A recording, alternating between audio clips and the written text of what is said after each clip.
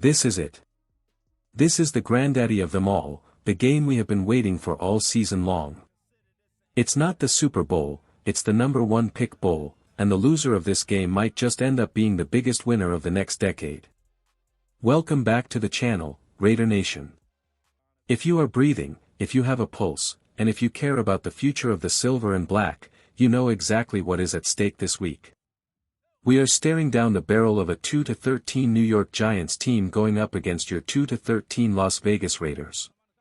The narrative is flipped, the script is backward, and the tension is higher than a playoff game.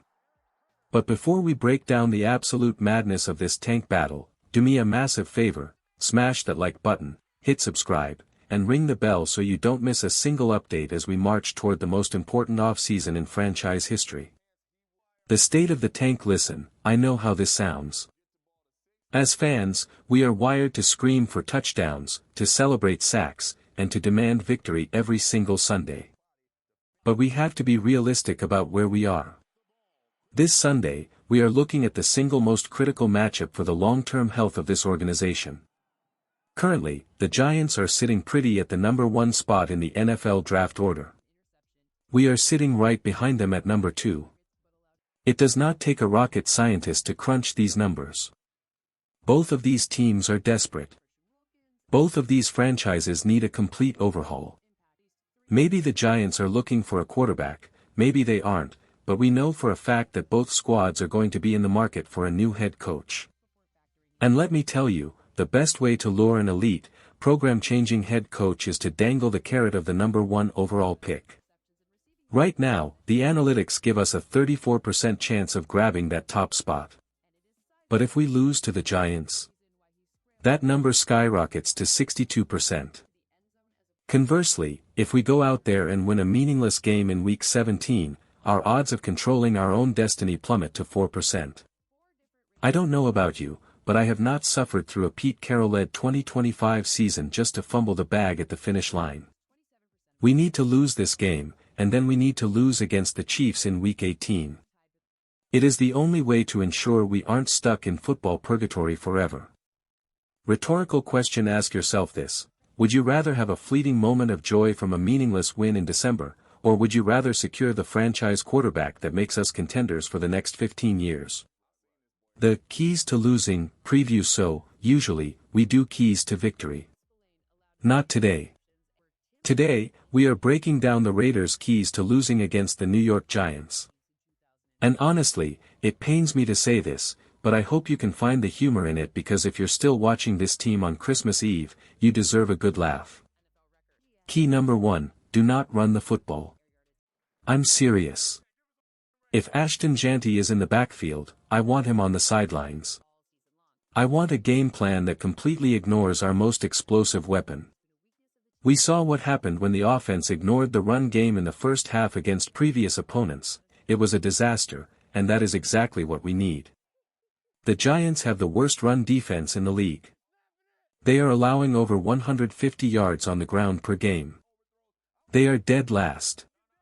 If we hand the ball to Jeanty, he is going to run wild, and we might accidentally win. So, let's go air raid. Let's throw it 50 times with whoever is under center. Keep the clock stopped, keep the defense tired, and keep Jeanty in a bubble-wrap jacket on the bench. Key number 2, forget that Brock Bowers exists. He just made the Pro Bowl, he is arguably the best tight end in football, and he is a mismatch nightmare. That is exactly why we cannot target him. If Bowers gets going, the chains move. If the chains move, we score points. We need to treat him like he's invisible. Let him get an extra week of rest. The Giants have actually been decent against tight ends this year, so let's just lean into that and remove our best playmaker from the equation. Key number 3, we have to lose the turnover battle. This is crucial. I want to see risky throws. I want to see ill-advised decisions. I hope Geno Smith throws it 60 times for New York, but I need our defense to drop the interceptions. Both of these teams are sitting at a -5 turnover differential. We are equally bad at protecting the football. But if we want that number 1 pick, we need to be worse. If we win the turnover battle, we have a chance to win the game, and we simply cannot afford that in the year 2025. Key number 4, rest Kolton Miller. Why is he playing? Seriously. He's our franchise left tackle, he's healthy, but why risk it? The Giants have a decent pass rush. If you take Miller out and put the backups in, the entire offensive line integrity crumbles. That protects our long-term asset in Miller and helps us secure the loss we need. Dylan Parham played like a monster last week, and that led to rushing yards. We can't have that. We need the line to fold. And finally, key number 5, keep Devin White on the field. Congratulations to Devin for breaking the tackle record. 160 tackles is a lot. But let's be real, he is a liability in coverage. He is the green dot, he never leaves the field, and he gives up more receptions than almost anyone. If I'm the Giants, I am targeting Wan'Dale Robinson on Devin White every single third down. I'm looking for that matchup every time. And as a Raiders fan who wants the pick, I hope they find it. Question of the day: I want to hear from you in the comments section right now. Be honest with me, what is your score prediction for this Week 17 matchup? Are you predicting a tanktastic loss, or are you terrified we might actually win? Drop your score predictions below. The redemption of Malcolm Koonce now. Let's switch gears and talk about something positive, something that actually matters for the future of this defense. We have to talk about Malcolm Koonce. When he came out of Buffalo, I was convinced he was going to be a star. He had the elite traits, the bend, the speed. He flashed early, but he never really got the runway he needed until Antonio Pierce and Patrick Graham unleashed him in the second half of his third season. He was phenomenal. He looked like the perfect complement to Maxx Crosby. And then, the heartbreak. The ACL tear in training camp robbed him of his breakout season. Recovering from an ACL is a journey. It takes time. Even when you are physically cleared, you aren't really back until about a year later. You have to trust your knee again. But watching the tape against the Texans, Malcolm Koonce is back. I know the PFF stat watchers might not see it because the raw pressure numbers were low, but turn on the film. Watch the movement. The fluidity is returning. Pass rushing is an art form, it's about the setup.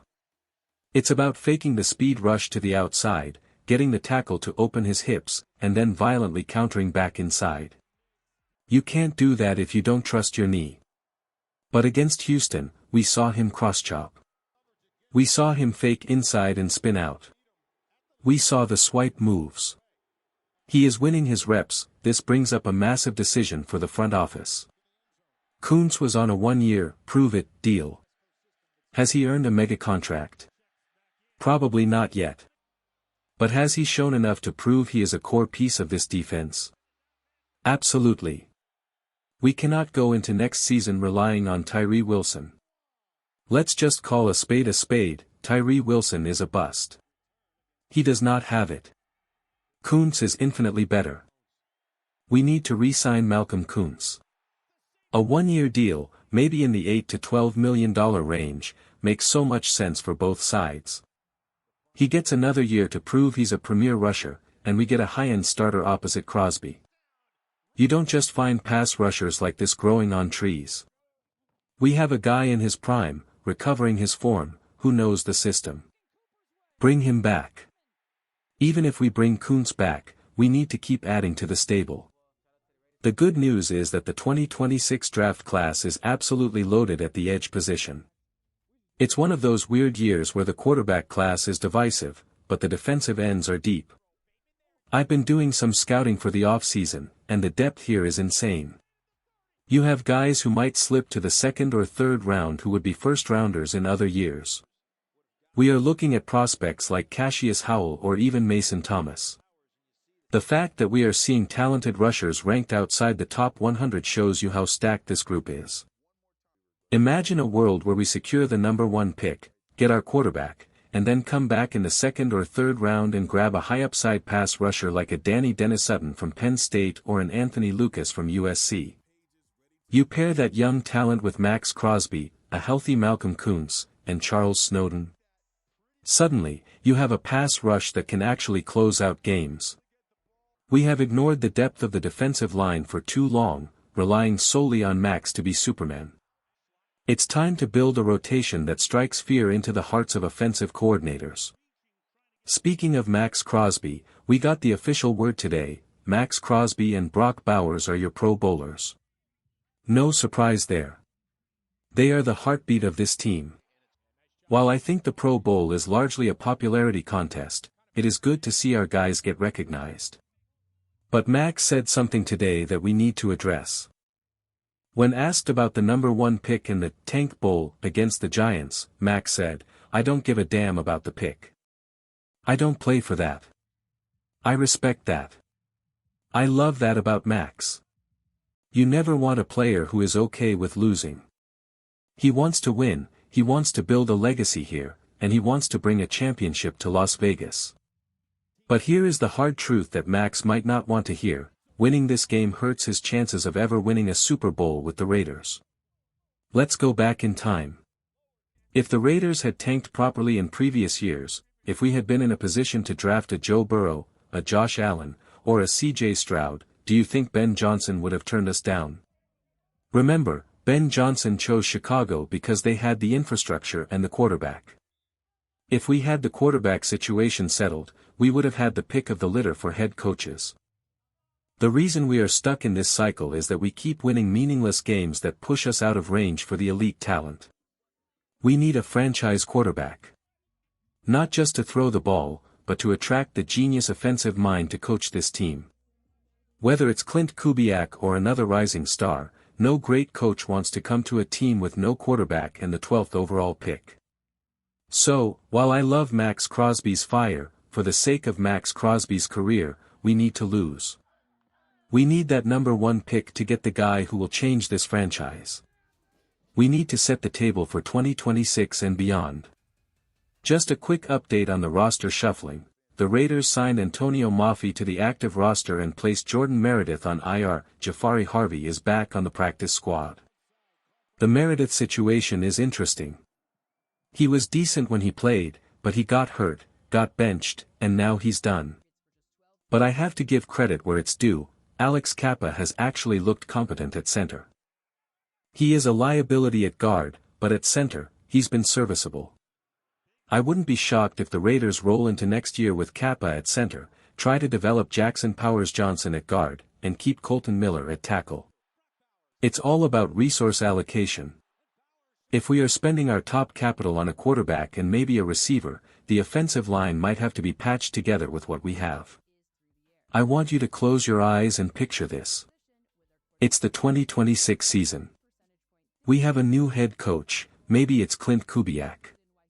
We have the number 1 overall pick under center, maybe it's Fernando Mendoza or Dante Moore.